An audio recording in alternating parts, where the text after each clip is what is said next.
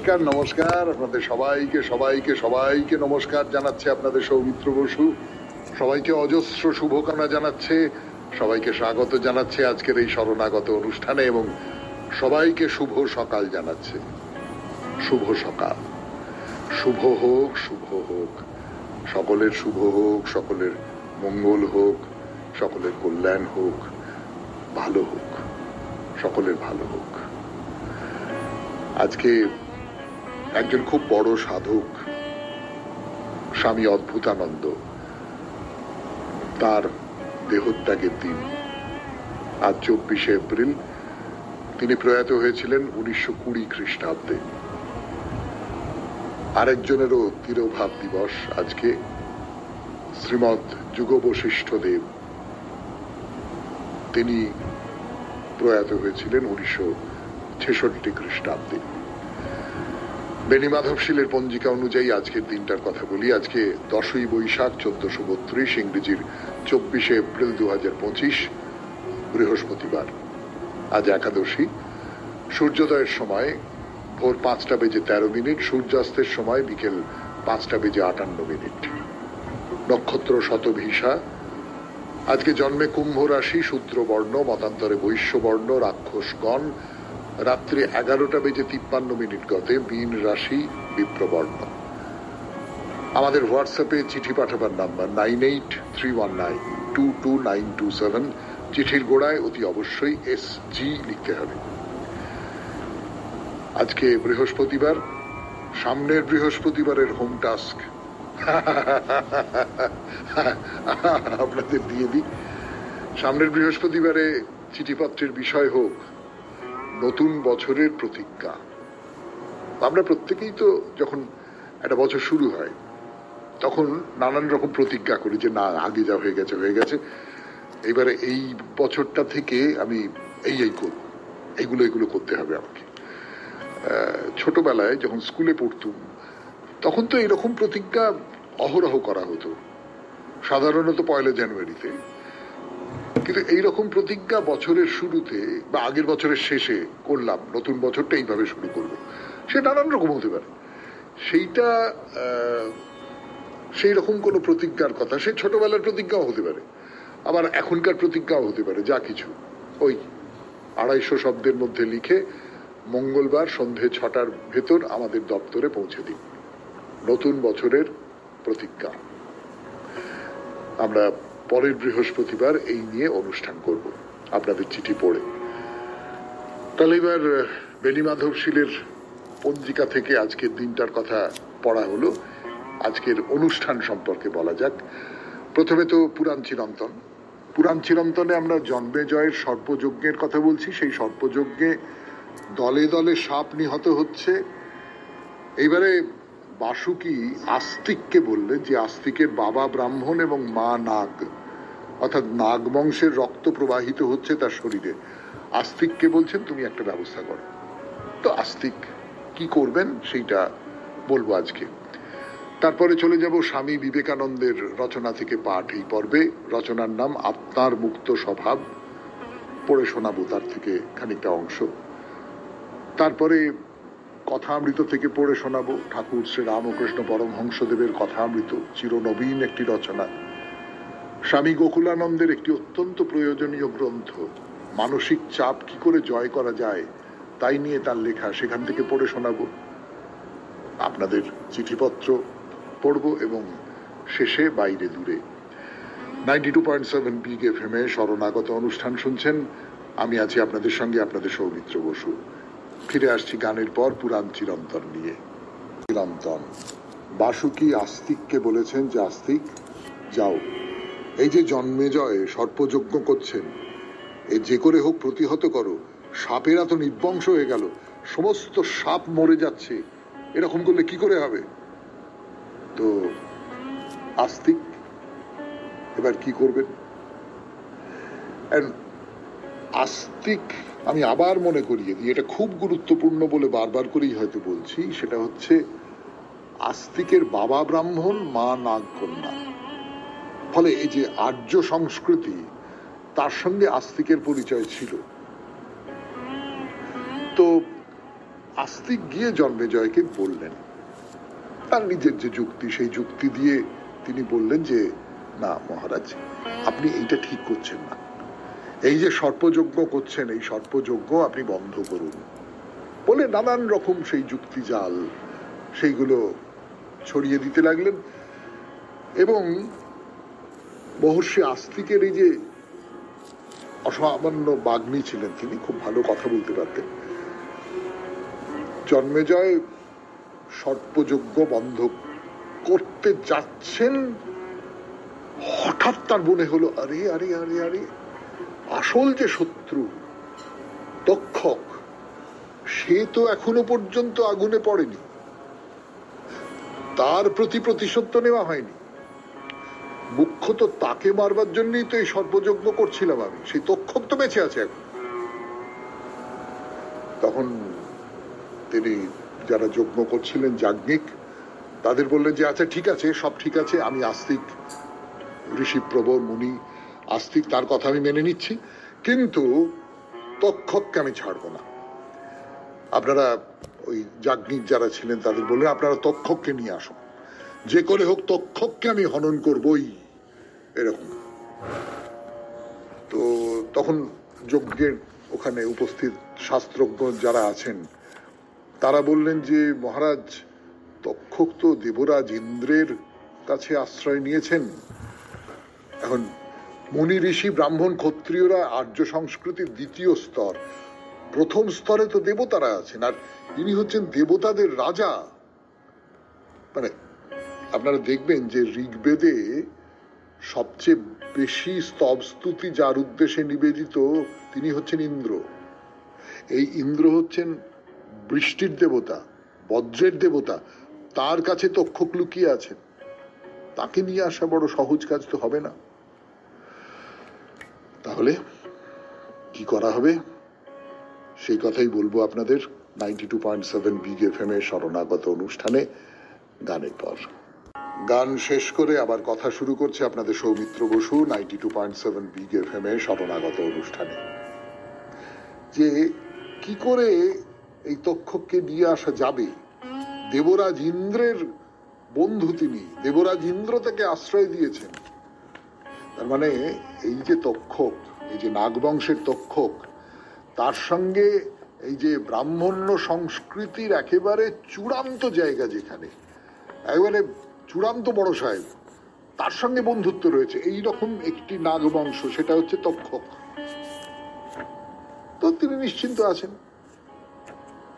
কিন্তু মুশকিলটা হচ্ছে কি, যে এই যে যিনি খুব বড় মাপের লোক, প্রচুর নাম ডাক, প্রচুর ক্ষমতা, তার এই ক্ষমতাটা কেন, এই নাম ডাকটা কেন? সবাই তাকে ভজনা করে, সেই জন্যই তো সবাই তার কাছে এসে হাত কচলায়, সেই জন্যই তো সবাই তাকে খুব বড় বলে মনে করে, বলেই তো একজন বড়। আর ইন্দ্রের ক্ষেত্রে তাই। তো তক্ষক যখন কিছুতেই আসছে না, তখন মুনিরা জোর মন্ত্র পড়তে আরম্ভ করলেন, এমন মন্ত্র যাতে করে ইন্দ্রকে সেই যজ্ঞের জায়গায় উপস্থিত হতে হলো। তক্ষক বললেন যে না না, তুমি আমাকে ছেড়ে চলে যাবে তাহলে তো সর্বনাশ হয়ে যাবে, আমাকে যদি নিয়ে যায়, না না না না না, আমি আমি আমি আমি তোমাকে ছাড়বো না। বলে ইন্দ্র বললেন যে আচ্ছা ঠিক আছে ঠিক আছে, তুমি এসো। বলে নিজের যে উত্তরীয় বস্ত্র, তার মধ্যে তক্ষককে লুকিয়ে নিয়ে চলে এসেছেন। কিন্তু মন্ত্র পড়া হচ্ছে, ইন্দ্র চলে এসেছেন, সেইখানে মন্ত্র পড়া হচ্ছে, মন্ত্রের প্রচন্ড তেজ, সেখানেও তক্ষক কিছুতেই স্থির থাকতে পারছেন না। তো জন্মেজয় বললেন যে বেশ, আমি যখন প্রতিজ্ঞা করেছি তখন সে প্রতিজ্ঞা আমাকে রাখতেই হবে। ইন্দ্র যদি তক্ষককে লুকিয়ে রাখেন, ইন্দ্র নিজের উত্তরীয়ের মধ্যে লুকিয়ে রেখেছেন, বলে ওই মন্ত্রের তেজে ইন্দ্র পর্যন্ত ওই আগুনে যেন চলে যান। এবং সত্যি সত্যি সেই রকম মন্ত্র পড়া হচ্ছে। মন্ত্রের তেজ সহ্য করতে না পেরে ইন্দ্রের সঙ্গেই তক্ষক আকাশে আবির্ভূত হলেন, এবং দেবরাজ ইন্দ্র বললেন তো আমি আগুনে পড়ে যাব, কি সর্বনাশ, বলে তক্ষককে ত্যাগ করে নিজে স্বর্গে ফিরে গেলেন। ইন্দ্র চলে গেলে তক্ষক তো মন্ত্রের প্রভাবে অবশ হয়ে পড়েছেন, এবং যজ্ঞ যারা করছেন তারা বুঝতে পারছেন যে তক্ষক এসে গেছেন এবং তিনি স্বর্গচ্যুত হয়েছেন, ইন্দ্র তাকে ত্যাগ করেছেন। তক্ষক ঘুরতে ঘুরতে ঘুরতে ঘুরতে ঘুরতে ঘুরতে মাটিতে এসে পড়ছেন। তারপরেরটা পরের দিন 92.7 বিগ এফএম এ শরণাগত অনুষ্ঠানে শেষ হলো পুরাণ চিরন্তন। এবারে স্বামী বিবেকানন্দের রচনা থেকে পাঠ, আত্মার মুক্ত স্বভাব। গানের পর এবার স্বামী বিবেকানন্দের রচনা থেকে পাঠ, আত্মার মুক্ত স্বভাব। 92.7 বিগ এফএম এ শুনছেন জীবনের সহজ পাঠ, শরণাগত। এইবার দার্শনিকেরা আসিলেন। উপনিষদের কার্য এইখানেই ফুরাইল। দার্শনিক কিনা তাহার পর অন্যান্য প্রশ্ন লইয়া বিচার আরম্ভ করিলেন। উপনিষদে মুখ্য কথাগুলি পাওয়া গেল, বিস্তারিত ব্যাখ্যা ও বিচার দার্শনিকদের জন্য রহিল। স্বভাবতই পূর্বোক্ত সিদ্ধান্ত হইতে নানা প্রশ্ন মনে উদিত হয়। যদি স্বীকার করা যায় এক নির্গুণ ভাবই পরিদৃশ্যমান নানা রূপে প্রকাশ পাইতেছে, তাহা হইলে এই জিজ্ঞাস্য, এক কেন বহু হইল? সেই প্রাচীন প্রশ্ন যাহা মানুষের অমার্জিত বুদ্ধিতে স্থূলভাবে উদিত হয়। জগতে দুঃখ অশুভ রহিয়াছে কেন? এই প্রশ্নটি স্থূল ভাব পরিত্যাগ করিয়া সূক্ষ্ম রূপ পরিগ্রহ করিয়াছে। এখন আর আমাদের বাহ্য দৃষ্টি বা ইন্দ্রিয়ানুভূতি হইতে ওই প্রশ্ন জিজ্ঞাসিত হইতেছে না, এখন ভিতর হইতে দার্শনিক দৃষ্টিতে ওই প্রশ্নের বিচার। সেই এক তত্ত্ব কেন বহু হইল? আর উহার উত্তর, শ্রেষ্ঠ উত্তর ভারতবর্ষে প্রদত্ত হইয়াছে। ইহার উত্তর মায়াবাদ। বাস্তবিক সেই এক তত্ত্ব বহু হয় নাই। বাস্তবিক উহার প্রকৃত স্বরূপের কিছুমাত্র হানি হয় নাই। এই বহুত্ব আপাত প্রতীয়মান মাত্র। মানুষ আপাত দৃষ্টিতে ব্যক্তি বলিয়া প্রতীয়মান হইতেছে, কিন্তু তাহার প্রকৃত স্বরূপ নির্গুণ। ঈশ্বর আপাতত সগুণ বা ব্যক্তিরূপে প্রতীয়মান হইতেছেন, বাস্তবিক তিনি এই সমস্ত বিশ্ব ব্রহ্মাণ্ডে অবস্থিত নির্গুণ পুরুষ। এই উত্তর একবারে আসে নাই, ইহারও বিভিন্ন সোপান আছে। এই উত্তর সম্বন্ধে দার্শনিকগণের ভিতর মতভেদ আছে।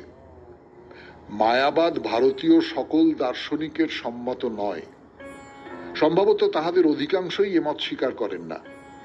দ্বৈতবাদীরা আছেন, তাহাদের মত দ্বৈতবাদ। অবশ্য তাহাদের ওই মত বড় উন্নত বা মার্জিত নয়। তাহারা এই প্রশ্নই জিজ্ঞাসা করিতে দিবেন না। ওই প্রশ্নের উদয় হইতে না হইতে তাহারা উহাকে চাপিয়া দেন। তাহারা বলেন, তোমার এরূপ প্রশ্ন জিজ্ঞাসা করিবার অধিকার নাই। কেন এরূপ হইল ইহার ব্যাখ্যা জিজ্ঞাসা করিবার তোমার কিছুমাত্র অধিকার নাই। উহা ঈশ্বরের ইচ্ছা, শান্তভাবে আমাদিগকে উহার নিকট আত্মসমর্পণ করিতে হইবে। জীবাত্মার কিছুমাত্র স্বাধীনতা নাই, সবই পূর্ব হইতে নির্দিষ্ট। আমরা কি করিব, আমাদের কি কি অধিকার, কি কি সুখ দুঃখ ভোগ করিব, সবই পূর্ব হইতে নির্দিষ্ট আছে। আমাদের কর্তব্য ধীর ভাবে সেইগুলি ভোগ করিয়া যাওয়া।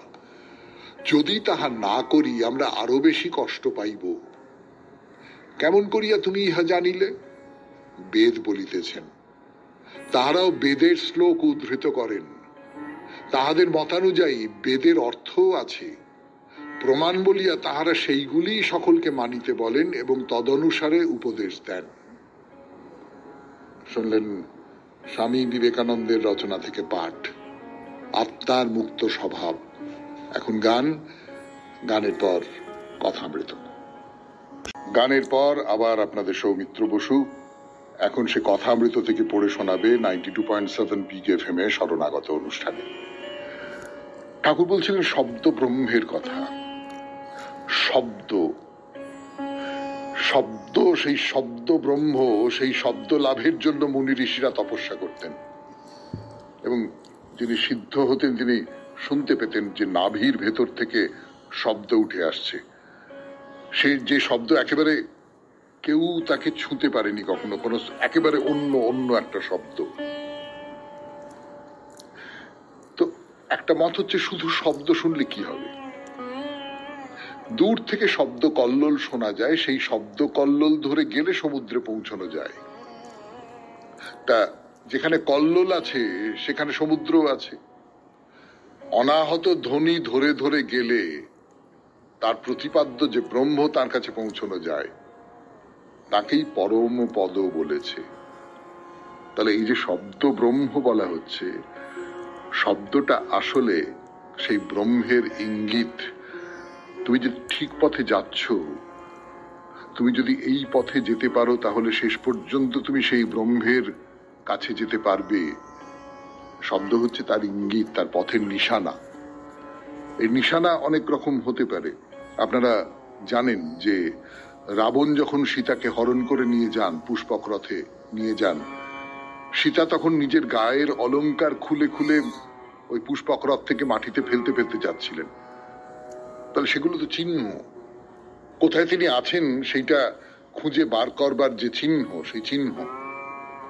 তো ঠিক তেমনি করে যে কোনো কিছু, যে কোনো জায়গায় যাবার আগে কতগুলো চিহ্ন দেখতে দেখতে দেখতে দেখতে আমরা যেতে পারি। এই যে শব্দ, আমার ভেতর থেকে উঠে আসছে যে শব্দ, আমার নাভি থেকে উঠে আসছে যে শব্দ, সেই শব্দ তাহলে আসলে ব্রহ্মের কাছে পৌঁছানোর চিহ্ন। ওই পথ ধরে গেলে যে প্রতিপাদ্য ব্রহ্মের কাছে পৌঁছানো যায়, তাকেই পরম পদ বলে। বলছে যত্র নাদো বিলীয়তে, যেখানে নাদ বিলীন হয়ে যায়। তো সেইখানেই দর্শন। আমি যদি ভেতরে থাকে তাহলে ওই রকম দর্শন হয় না। অহং যদি ভেতরে থাকে কোথাও, ভেতরে যদি আপনার আমি সম্পর্কে এই যে স্বাতন্ত্র্যের বোধ, এইটা যদি ভেতরে থাকে, তাহলে ওটা পৌঁছানো যায় না, ব্রহ্মে পৌঁছানো যায় না। আমিও নেই, তুমিও নেই, একও নেই, অনেকও নেই, সেইখানেই এই দর্শন। শুনছেন কথামৃত থেকে পাঠ, ঠাকুর শ্রী রামকৃষ্ণ পরমহংসদেবের কথামৃত। আমি আছি আপনাদের সঙ্গে, আপনাদের সৌমিত্র বসু। ফিরে আসছি গানের পর। উপমায় আসছেন ঠাকুর।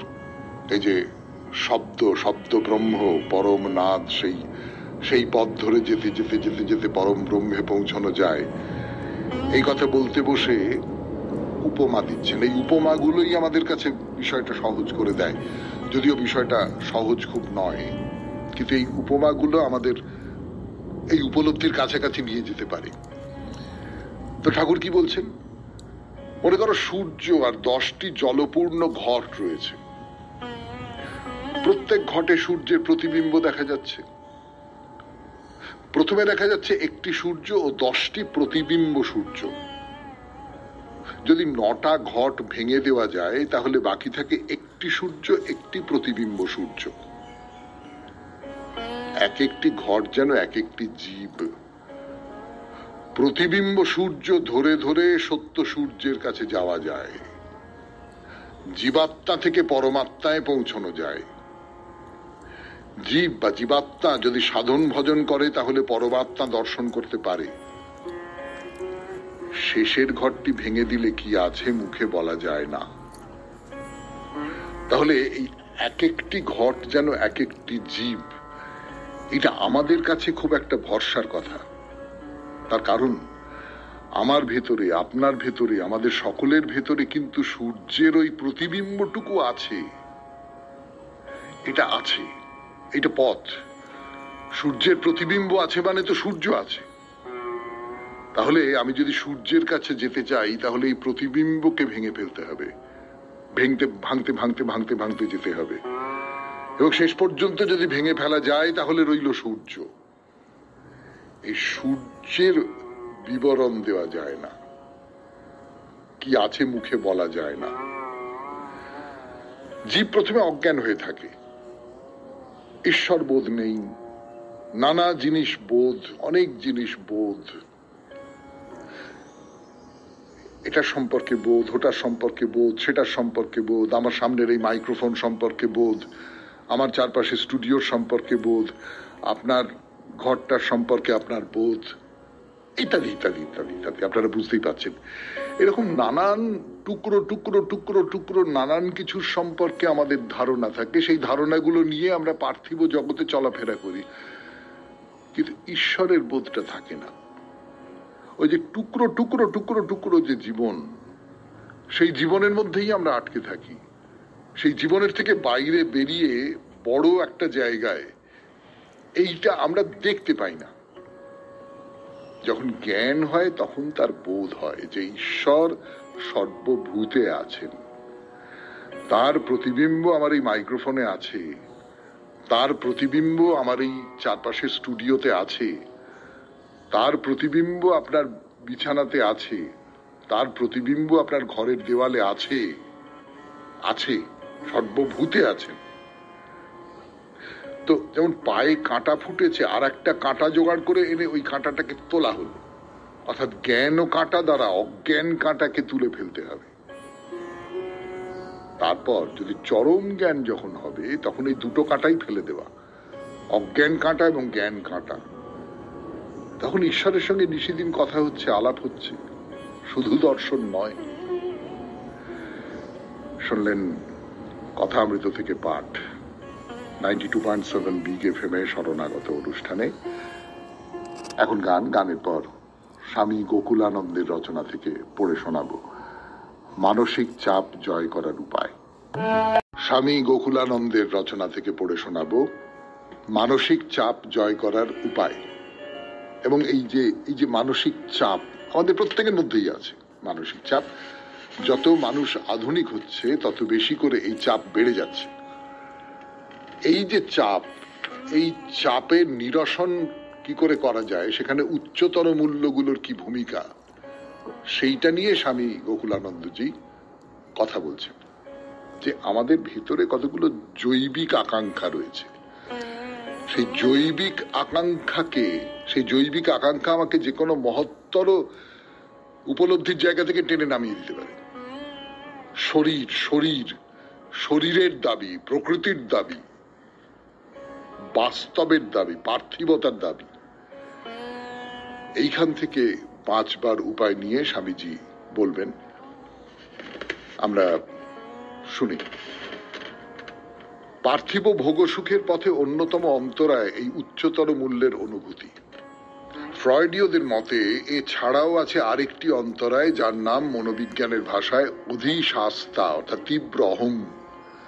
এই তীব্র অহং পার্থিব ভোগাকাঙ্ক্ষায় বাদ সাধে, আর মন সেই সাথে শরীরকে বাধা দেয় ভোগের চরিতার্থতায়। একথা অকপটে স্বীকার করাই ভালো যে মানুষ মাত্রই তীব্র পার্থিব ভোগাকাঙ্ক্ষার শিকার, এবং এই আকাঙ্ক্ষা তারা যে কোনো মূল্যেই মেটাতে চায়। যেমন ধরুন, এক অল্প বয়সী কলেজ যাওয়া ছেলে বা মেয়ে কেবল টিভিতে কোনো উত্তেজক ছবি দেখতে ব্যস্ত। হঠাৎ তার বাবা মা এসে পড়লেন বাড়িতে। বাবা মা অত্যন্ত ধর্মপ্রাণ এবং তাদের ছেলে বা মেয়ে এরকম ছবি দেখুক তারা কখনোই সমর্থন করেন না। ছবি দেখায় ব্যস্ত তাদের ছেলে বা মেয়ে বাবা মার হঠাৎ আগমনে ভয় পেয়ে যাবে, কারণ সে জানে বাবা মার আপত্তির কথা। মনে তীব্র দেখার ইচ্ছা থাকা সত্ত্বেও সে বন্ধ করে দেবে তার উত্তেজক ছবি দেখা। এমনও হতে পারে যে ওই ছেলেটি বা মেয়েটি সস্তা আনন্দ ভোগের ব্যাপারে নিজেই নিজের উপর সংযম আরোপ করেছে। এরকম কোনো কম বয়সী ছেলে বা মেয়ের মধ্যে যদি উচ্চতর মূল্যের বিকাশ ঘটে, কিংবা যদি সে আধ্যাত্মিকতায় উদ্বুদ্ধ হয়, তবে সে নিজেই এরকম সস্তা ছবি দেখায় প্রবৃত্ত হবে না, এই উপলব্ধিতে যে এরকম ছবি তার অধঃপতন ঘটাবে। কিন্তু একা একা হঠাৎ তার মনে এমন সস্তা আনন্দ ভোগের ইচ্ছা বেগবতী হতে পারে, যদিও সে জানে এ অনুচিত। তখন দ্বন্দ্বে আর মানসিক চাপে তা সত্যিই শোচনীয় অবস্থা। মনোপীড়ন বৃদ্ধিতে আধ্যাত্মিক আকাঙ্ক্ষার ভূমিকাও কি কম? শাস্ত্রাদি বলে এটা করা নিষেধ, ওটা করো না। তাদের বিধিনিষেধগুলো আমাদের চিন্তায়, কথায়, কাজে পবিত্রতা অর্জনে উদ্বুদ্ধ করে। এ সমস্ত বিধিনিষেধে গভীর বিশ্বাস সত্ত্বেও যখন আমরা সেই স্রোতের বিরুদ্ধে তরি বাইতে চেষ্টা করি, শুরু হয় ঝঞ্ঝাট। আমাদের অধিশাস্তা অর্থাৎ পরম অহং আমাদের মনের কামনাগুলোর সামনে হাজির করে বিধিনিষেধের বেড়াজাল। ফ্রয়েড বর্ণিত সুখের উৎস বা সুখনীতি বাধা পায় আত্মপ্রকাশে, তখন তা দমিত হয়, সুপ্ত হয়ে রয়ে যায় আমাদের মনের ওই অচেতন অঞ্চলে, সৃষ্টি হয় নতুন মানসিক চাপ। অতএব এটা বলা যেতেই পারে যে ধর্মীয় আদর্শগুলো আমাদের পার্থিব সুখভোগের পথে অন্তরায়ের স্বরূপ। একটা অস্পষ্ট অপরাধ বোধ যাকে সর্বদাই তাড়া করে বেড়ায়, তার পক্ষে কি করে সম্ভব তার ভোগেচ্ছাকে পূর্ণ করা? তার বিবেক তাকে সর্বদাই পীড়া দেয়, সৃষ্টি করে দ্বন্দ্ব। তাছাড়া অন্যান্য মানুষের সমালোচনার বাণে বিদ্ধ হওয়ার সম্ভাবনাও তো আছে। তাই মানসিক চাপ, এসব কথা থেকে এই সিদ্ধান্তেই আসা যেতে পারে যে যারা জীবনের উচ্চতর মূল্যের ব্যাপারগুলোকে বিশেষ পাত্তা দেন না, তাদের পক্ষে সম্ভব পার্থিব ভোগসুখে গা ভাসিয়ে দেওয়া। আজকে এই পর্যন্তই থাক। 92.7 বিগ এফএম এ শরণাগত অনুষ্ঠান শুনছেন। আমি আছি আপনাদের সঙ্গে, আপনাদের সৌমিত্র বসু। ফিরে আসছি আপনাদের চিঠিপত্র নিয়ে গানের পর। চিঠি পড়ব মুকুল সিনহার চিঠি। 92.7 বিগ এফএম এ শরণাগত অনুষ্ঠানে আমি আছি আপনাদের সঙ্গে, আপনাদের সৌমিত্র বসু। বিষয় অঘোষিত। আজি বসন্ত জাগ্রত দ্বারে। অঘোষিত চিঠি পড়তে আমার খুব ভালো লাগে। মানে ঘোষিত চিঠি আপনারা অনেকে লেখেন, তাই নিয়ে অনুষ্ঠান করি আমরা, কিন্তু তার বাইরে মনের মধ্যে একটা কথা জেগে উঠেছে, সেই কথাটা শরণাগতকে লিখে জানাচ্ছি। এই ভাবনাটা আমার খুব মিষ্টি লাগে, খুব সুন্দর লাগে। সেই অঘোষিত চিঠি পড়ে শোনাই আপনাদের। প্রিয় দাদা ভাই, প্রথমে এই বসন্তে আপনাকে, বন্ধু বান্ধবী দিগকে ও কলাকুশলী বৃন্দকে প্রকৃতি নানা রঙে রাঙিয়ে আমার ভালোবাসা ও শুভেচ্ছা দিলাম অন্তর হতে। ঋতুরাজ বসন্তের আগমনে প্রকৃতি সেজে উঠেছে নানা রঙে। কত শোভা ফুলের বাগানে, ফলের বাগানে, গগন পরে। কৃষ্ণচূড়া, রাধাচূড়া, মালতী, মাধবী, কুঞ্জলতা, রঙ্গন, বেলি, গোলাপ, রজনীগন্ধা ও নানা রকম সুমিষ্ট ফলসম্ভার বর্ণে গন্ধে প্রাণ আকুল করে, ব্যাকুল করে। সবই সুন্দর লাগে মানব মনে ও চোখে। কবি তো বলেছেন, ফাল্গুনে বিকশিত কাঞ্চন ফুল, ডালে ডালে পুঞ্জিত আম্র মুকুল। প্রকৃতির রাজ্যে যখন রঙের ছড়াছড়ি, তখন তার প্রভাব মানব মনোরাজ্যে পড়বেই, এটাই স্বাভাবিক। কবি বলতে চেয়েছেন, প্রকৃতি যখন উজাড় করে দিয়েছেন, মানব মনেও তার সে আবেদন লাগুক। ক্ষুদ্রতার বেড়াজাল ভেঙে ফেলে, সংকীর্ণতা, স্বার্থপরতা দূর করে মানুষ একে অপরকে আপন করে নিক, পর মনে করে দূরে সরিয়ে না রেখে একে অপরের সঙ্গে প্রেমালিঙ্গনে যেন আবদ্ধ হয়। মানুষের কাছে কবির একান্ত আবেদন, আজি খুলিও হৃদয় দল খুলিও, আজি ভুলিও আপন পর ভুলিও। আমরা তো রং খেলায় মাতি দোল পূর্ণিমার দিন। এই উৎসবে উচ্চ নীচ, ধনী দরিদ্র, জাতি ধর্ম নির্বিশেষে সবাই সবাইকে রং দেবে, আনন্দ করবে। মানুষে মানুষে ভেদাভেদ থাকবে না। আর এটা তখনই সম্ভব যখন সে রঙে মিশে থাকবে ভালোবাসা, প্রেম, প্রীতি। তবেই হিংসা, লোভ, লালসা বর্জন করে যুদ্ধবাজ পৃথিবীতে শান্তি আনা সম্ভব, নইলে পরিণাম ভয়াবহ। ভালোবাসার চাইতে আর বড় কি অস্ত্র আছে এই পৃথিবীতে? তার প্রমাণ রেখে গেছেন কলিযুগে প্রেমের ঠাকুর, দয়ার ঠাকুর গৌরাঙ্গ মহাপ্রভু। জগাই মাধাইয়ের মতো দুই দুরাচারী পাপিষ্টকে প্রেমালিঙ্গনে ভালোবাসা দিয়ে জয় করেছিলেন তিনি। দাদাভাই ডাক মারফতে যাতে লেখা পাঠানো যায় তার একটু চেষ্টা করলে ভালো হয়। চিঠি শেষ করলাম। বিনীতা, মুকুল সিনহা। তলায় তারিখ দিয়েছেন, কিন্তু সেই তারিখ তো খুব দরকার নেই আমাদের। বসন্তের একটা বিবরণ দিয়েছেন মুকুল দেবী, কিন্তু তার পাশাপাশি এটাও খুব মনে হচ্ছে, মনে না হয়ে পারছে না আর কি। সেটা হলো এই বসন্ত খুব সুখের বসন্ত হয়ে নেই। কেন তা আমি বলতে চাই না, আপনারা সকলেই জানেন। আমাদের এই রাজ্যের কোথাও হিংসার প্রকোপ বেড়ে গেছে, মানুষের প্রতি নির্দয় হয়ে উঠেছে। কোথাও একটা তো ঠেকাতে হবে এগুলোকে। যাই হোক, এবারে বাইরে দূরে 92.7 বিগ এফএম এ শরণাগত অনুষ্ঠান শুনছেন। মহাকাল মন্দির, দার্জিলিং। আমরা মহাকালীর মন্দির দর্শন করেছি, করে বাইরে বেরিয়ে এসেছি, তারপর ফিরে আসছি। যা বলছিলাম আপনাদের এর আগের দিন, যে গাছগাছালি দিয়ে সাজানো যে খাদ, সেই খাদ নিচে নেমে গেছে। মহাকালীর মন্দির থেকে বেরিয়ে একটু এগুলেই সেই খাদ। খাদের ধারে দাঁড়িয়ে দূরের দিকে তাকাতে অদ্ভুত সুন্দর লাগে। তো সেই রকম দেখবেন যে মাথার উপরে আকাশ, বিরাট চওড়া বিশাল অনন্ত আকাশ, আর নিচে গাছপালা গাছপালা গাছপালা গাছপালা নিচের দিকে নেমে গেছে। অপূর্ব সেই দৃশ্য। এসব তো হলো, আর একজনেদের কথা না বললে খুব অন্যায় করা হবে। প্রচুর হনুমান আছে এখানে। হ্যাঁ, আরে গোটা পথ জুড়ে এই মন্দিরের আশেপাশে তারা সব নির্বিচারে গাছে গাছে লাফিয়ে লাফিয়ে রাজত্ব করে বেড়াচ্ছে। ফলে খুব সাবধান। খাবার যদি সঙ্গে থাকে এবং সেই খাবার যদি আপনি কোনোভাবে বার করেন, তাহলে কিন্তু তাদের হাতে নিস্তার নাও পেতে পারেন। যাই হোক, এবার তাহলে মূল যে মন্দির, মহাকাল মন্দির, সেই দিকে যাই আমরা।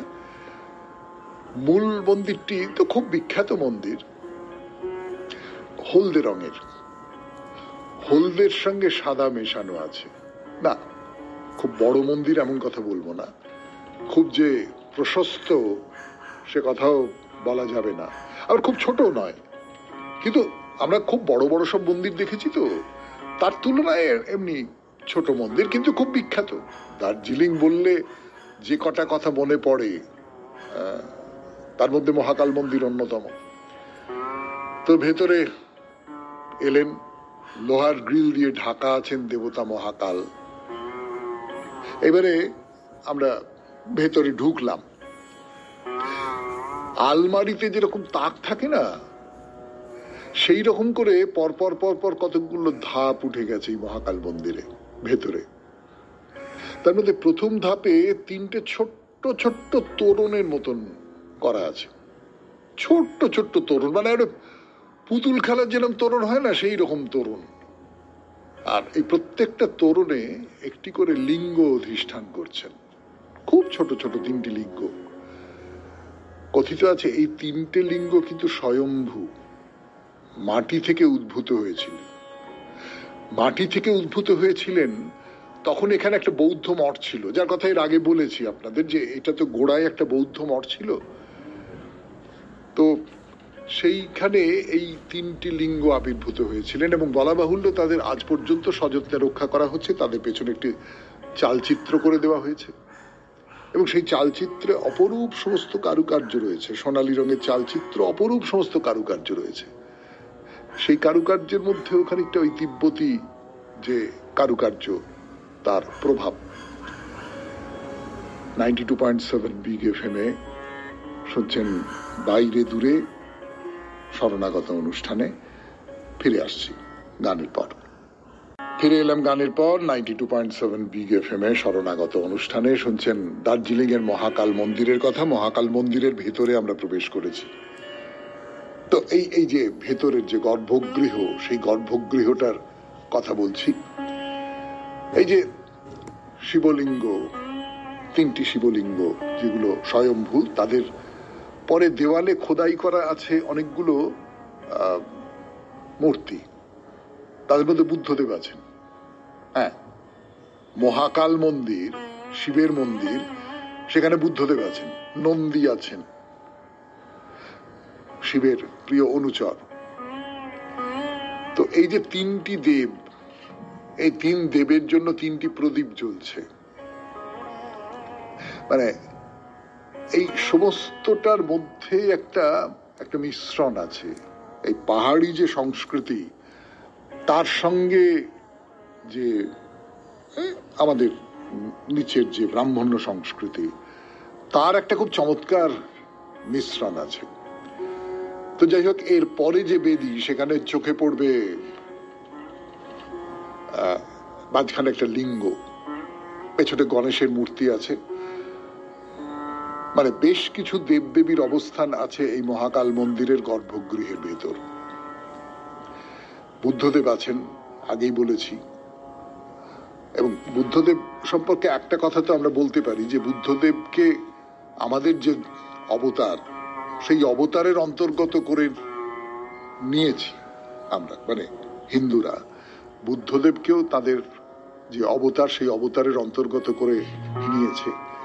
তার মধ্যে একটা উদারতা আছে নিশ্চয়ই, কারণ বৌদ্ধ ধর্মের সঙ্গে হিন্দু ধর্মের একটা বিরোধ হয়েছে, তো দীর্ঘদিন ধরে একটা বিরোধ হয়েছে। সেই বিরোধ সংঘাতেরও রূপ নিয়েছে অনেক সময়, কিন্তু পরে বুদ্ধদেবকে হিন্দু ধর্ম গ্রহণ করে নিয়েছে। তো আরো বেশ কিছু মন্দির রয়েছে এই চত্বরের মধ্যে, রঙিন সব মন্দির। কিন্তু বিশেষ করে লক্ষণীয় যে অন্য যেসব মন্দিরের প্রবেশ পথ, দুটি সিংহ কিন্তু আছেই সেসব জায়গায়, এবং হাঁ মুখ করে রয়েছে। প্রায় ব্যতিক্রমহীন ভাবে দুটি সিংহ প্রত্যেকটা মন্দিরের গর্ভগৃহে ঢুকবার দরজায় তাকে দেখা যাবে। এবং ওই যে কথা বারবার বলছি, সেই স্থাপত্যের ধরন এই পাহাড়ি এলাকার ধরনের সঙ্গে মিলে যায়। এবং এই হিন্দু স্থাপত্য রীতির সঙ্গে বা সমতলের স্থাপত্য রীতির সঙ্গে, হিন্দু শব্দটা ব্যবহার না করে সমতল বলাটাই ভালো, তার সঙ্গে কেমন করে এটা মিলে জুলে গেছে তা দেখে এই বিষয়ে উৎসাহিত মানুষ নিশ্চয়ই খুব তৃপ্তি পাবেন। এবার এই মন্দির সম্পর্কে একটা খুব গুরুত্বপূর্ণ কথা আপনাদের জানাবো, কিন্তু আজকে তো আর সময় হবে না। গুরুত্বপূর্ণ কথা বলতে গেলে তো অনেক কথা বলতে হবে, আজকে আর সেই সময় আমাকে 92.7 বিগ এফএম দেবে না। কাজে কাজে আজকের মতো শেষ করি। শরণাগত। আমাদের হোয়াটসঅ্যাপে চিঠি পাঠাবার নাম্বার 9831922927। চিঠির গোড়ায় অতি অবশ্যই SG লিখতে হবে। আর যে কথাটা মনে করিয়ে দেবার, সামনের বৃহস্পতিবারের চিঠিপত্রের বিষয় হচ্ছে নতুন বছরের প্রতিজ্ঞা। পয়লা বৈশাখ পার হয়ে গেছে। পয়লা বৈশাখ নতুন বছরটা কেমন করে কাটাবেন, কি কি কাজ করে ফেলতে হবে, নিজের কি কি পরিবর্তন দরকার স্বভাবের বা শরীরেরও হতে পারে, ব্যায়াম করবো নিয়মিত, এরকমও হতে পারে, সেগুলো 250 শব্দের মধ্যে লিখে আমাদের দপ্তরে আগামী মঙ্গলবার সন্ধে 6টার মধ্যে পাঠিয়ে দিন। এবারে তাহলে কবিতা। কবিতার নাম দুর্লভ জন্ম। একদিন এই দেখা হয়ে যাবে শেষ, পড়িবে নয়ন পরে অন্তিম নিমেষ। পরদিনে এই মতো পোহাইবে রাত, জাগ্রত জগৎ পরে জাগিবে প্রভাত। কলরবে চলিবে সংসারের খেলা, সুখে দুঃখে ঘরে ঘরে বহি যাবে বেলা। সে কথা স্মরণ করি নিখিলের পানে, আমি আজ চেয়ে আছি উৎসুক নয়ানে।